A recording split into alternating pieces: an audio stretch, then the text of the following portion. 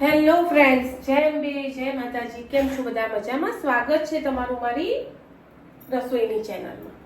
આજે આપણે બનાવીશું મસ્ત ટેસ્ટી ચટપટા પોકેટ પરાઠા, પણ એમાં ઉપયોગ કરીશું જવારના લોટનો. બહુ જ મસ્ત બને છે ફ્રેન્ડ, ટ્રાય ચોક્કસથી કરજો. તમારે જો કોઈને ઘઉંનો લોટ કે એવું ના ખાવાનું હોય ને તો આ લોટ બેસ્ટ છે. ઠંડો છે, હેલ્ધી છે, સારો છે અને જેટલું ખાવું એટલું પેટ ભરીને ખાઈ શકો છો. તો મેં એના માટે 1 વાટકી જુવારનો લોટ લીધો છે. હું બનાવીશ પનીર પરાઠા, પનીર પોકેટ પરાઠા કહો કે જે બી કહો.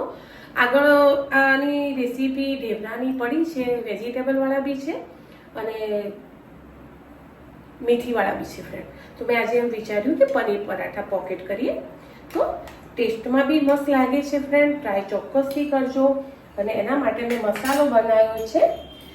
કોથમીર લીધી છે વાટેલી, લસણ છે અને અંદર 1 અડધી ચમચી જેટલા ચીલી ફ્લેક્સને ત્રણે ભેગું વાટી દીધું છે. તો એનો ટેસ્ટ બહુ જ મસ્ત લાગે છે. અને એ બધું ના કરવું હોય, ટાઈમ ના હોય અને જો તમારી જોડે ઘરે બનાવેલી શેજવાન ચટણી હોય ને તો એ એડ કરી દેજો. એનો ટેસ્ટ બી બહુ જ મસ્ત લાગશે. ચલો તો લોટ ચાળી લઈએ.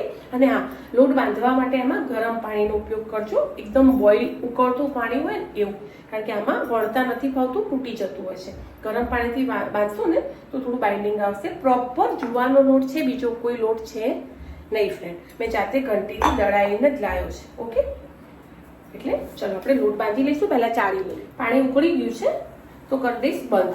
અને ઉકળતું પાણીનું ને એટલે હાથ તરત ના નાખતા, તમને ધ્યાન જ રહેશે.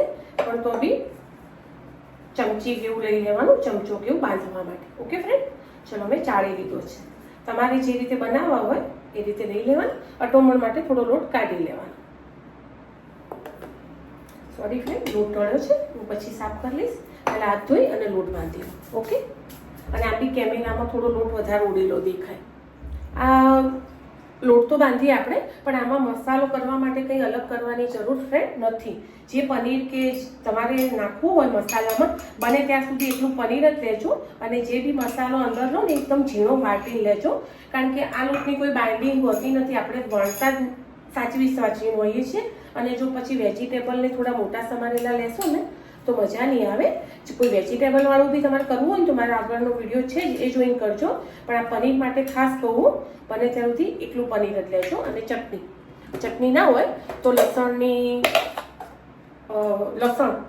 અને આખા ચીલી ફ્લેક્સ તમારી જોડે મરચાંના પડ્યા હોય એ લઈ લેવા. ઓકે, આમાં બીજો કોઈ મસાલો નહીં છે. મેં લસણ, કોથમીર અને ચીલી ફ્લેક્સ વાટીને લઈ લીધા હતા. અને મસ્ત સહેજ મીઠું નાખ્યું છે અને થોડું મરચું નાખ્યું છે. બસ આનું ખાલી ફિલિંગમાં ભરી લઈશું. જો છોકરાઓ માટે બનાવતા હોય ને તો સોસ કે તમને જે છોકરાઓને ભાવતો હોય ટેસ્ટ, અને અત્યારે તો આપણે ઘરે બનાવેલા સોસ ફ્રેન્ડ રાખતા જ હોઈએ છીએ, તો એ લઈ લેવાનું. ચલો, આ મારી ફિલિંગ તૈયાર થઈ ગઈ છે. હવે લોટ બાંધી લઈશું. ચમચી જોડે જ હું એને બાંધીશ, કારણ કે મેં તમને કીધું એ રીતે બહુ પાણી ગરમ છે. અને આમાં બીજું કોઈ ઓઇલ કે એવું એડ કર્યું નથી, ખાલી મીઠું એડ કર્યું છે. જેટલું એવું લાગે કે જેટલું જોઈશે એ પ્રમાણે થોડું પાણી રેડી અને ચમચીથી ભેગો કરી લેવાનો. પછી 2 મિનિટ રહી અને પછી એમ લાગે કે હાથ અડાડી શકાય છે, તેલવાળું હાથ કરી અને બાંધી લેવાનું.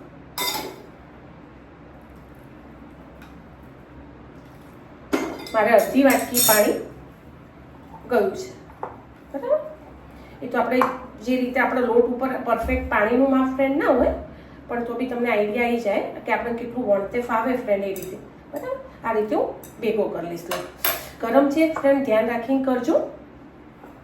ચલો, તો હું તેલવાળા હાથ કરી અને લોટ ભેગો કરી લો. ચલો, લોટ તો બંધાઈ ગયો છે. તમને બતાવું, લાગી જ આવશે ચૂવાનો, કારણ કે ઘઉંનો લોટ અલગ હોય છે.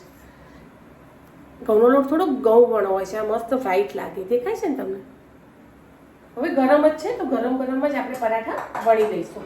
અને છોકરાઓ માટે બનાવવા હોય તો બટર લઈ લેવાનું, અને આપણા માટે બનાવવા હોય તો એમને બનાવવા હોય તો બી બનશે. અને કે ના મારે થોડા ઓઇલવાળા કરવા છે તો બી સરસ થશે. બરાબર, તો લઈ લઈશું આપણે અટમણ જે રાખ્યું છે એ. બહુ ઠરવા નહીં દેવાનો, ઠંડો થવા દેશો ને તો પછી વણાશે નહીં, તૂટી જશે. ઓકે ફ્રેન્ડ, આ રીતે આપણે થોડા હાથે તમારે મસ્ત એને આ રીતે કરી લેવાનું. જેટલું વણવું હોય, જેટલું રાખવું હોય એ રીતે. જો આમાં ના ફાવે તો થેલી લઈ લેવાની. કિચન સાફ છે, કિચન ઉપર વસ્તુ તમે મૂકો ને તો ફ્રેન્ડ વાંધો નહીં. ઓકે, પછી આપણે એનો આ રીતે ભેગા કરીશું. જે બાજુથી ફાવે એ રીતે એક પોકેટ જેવું બનાવીશું. સીધા સાદા કરવા હોય તો બી કરી લઈશું. કોઈ લોટ તૂટશે, આ કંઈ ઇઝી પરોઠું નહીં થાય ફ્રેન્ડ, એટલે ટેન્શન નહીં કરવાનું. ઓકે, આ રીતે એક પોકેટ તૈયાર થશે. હવે પાછો કોરો લોટ લઈ લઈશું. એકલો લોટ છે જુવારનો, એટલે થોડું ટફ પડશે, ટેન્શન નહીં કરવાનું. મસ્ત હાથથી એને દબાઈ જવાનું અને પરાઠું કરી જવાનું ફ્રેન્ડ. હેલ્ધી ખાવું હોય તો થોડી મહેનત ફ્રેન્ડ કરવી પડશે. ઓકે, કશું જ નથી આમાં, ખાલી મહેનત થોડી માગશે, બાકી થાય છે, નહીં થતું એવું નથી. હું તમને કરીને બતાવું તમારી સામે જ. હાથથી દબાઈ જવાનું અને પોકેટ પરાઠું. એની સાઈઝ કોઈ બહુ મોટી કરવી જરૂરી નથી. અચ્છા, આખું જુવાનું પોકેટ પરાઠું. સોરી ફ્રેન્ડ, કિચન ક્લીન છે, હું લઈ લઉં છું, પણ મારે તાવે તો જોઈ છે, મારી તવી બી તપી ગઈ છે. આખું કિચન મેં સવાર ક્લીન જ રાખ્યું છે. ઓકે, આ રીતે નાના નાના પોકેટ કરી લેવાના. એ જ રીતે બીજો લોયો લઈશું. એને મસ્ત ક્રિસ્પી ક્રન્ચી બટરમાં તળો, તેલમાં તળો, સિંગ તેલમાં તળો. હું એને બટરમાં મસ્ત તળી દઈશ. અને ઠંડી ઠંડી દહીં હોય, છોકરાઓને આપવું હોય તો કેચઅપ હોય, જે બી અત્યારે આના જોડે તમારે મસ્ત ટામેટું શેકી અને ચટણી બનાવો. હજુ કેરી આવે છે, કેરી ચટણી બનાવો ફ્રેન્ડ, બહુ જ મસ્ત લાગે છે. તો ચલો હું બટર લઈ લઈશ, એક બાજુ ફેવરી લઈશ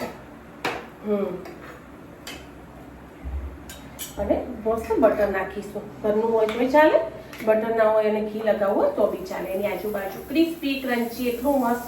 ચડ્યા પછી તો તમને આ પરોઠા એટલા મસ્ત લાગશે ને, તમે એમ કહેશો કે આજ બનાવીએ.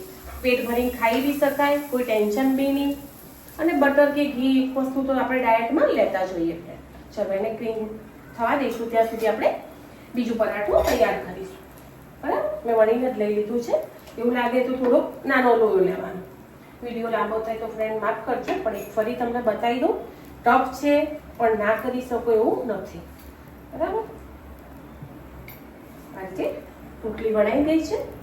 જેટલું સ્ટફિંગ ભરવું હોય એટલું આમાં ભરી લઈશું.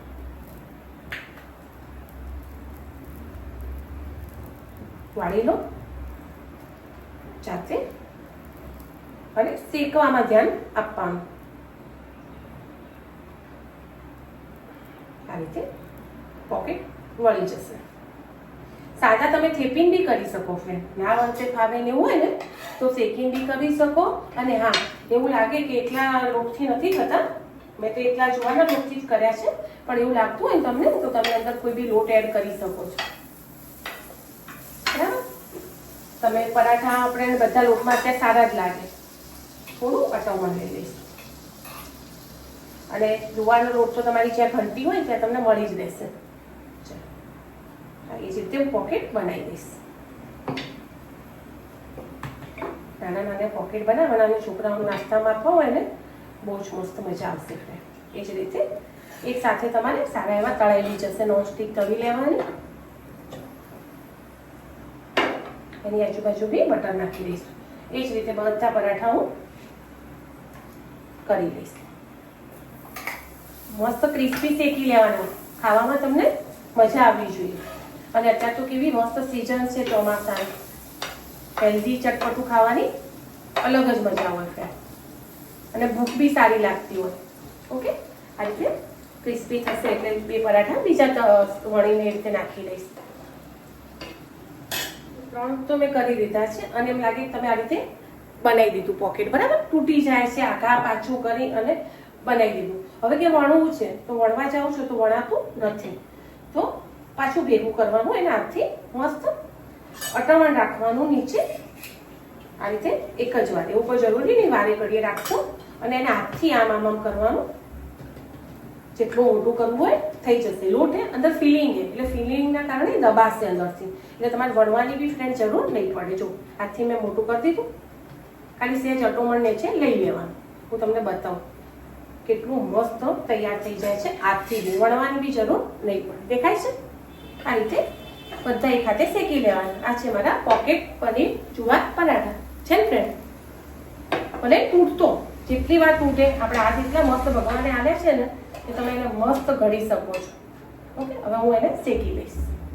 એક સાથે મસ્ત બની ગયા છે મારા ચટપટા મસ્ત ટેસ્ટી પનીર પરાઠા.